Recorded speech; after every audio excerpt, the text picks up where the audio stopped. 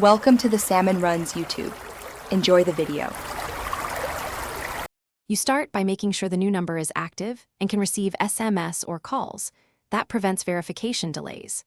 Once done, unlock your phone and go straight to Settings, then to the Account or Phone Number section. Make sure you're on a reliable Wi-Fi or cellular connection so codes arrive quickly. You don't need to back everything up now.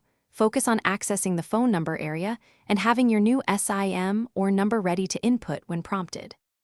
Next, tap Edit or Change beside your stored phone number to begin the update.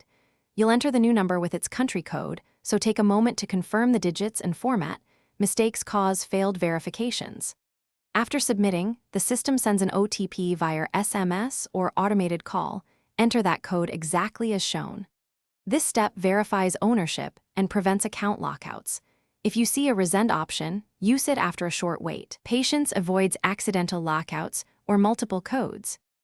Finally, save the change and look for an on-screen confirmation or an email confirming the update. Once saved, test the number by sending a text and placing a call. Also check apps linked to that account so nothing breaks. If something goes wrong, try the verification step again and request a fresh code. One key troubleshooting tip: if codes never arrive, confirm the SIM is active, turn off SMS forwarding, or contact your carrier to ensure. Thanks for watching.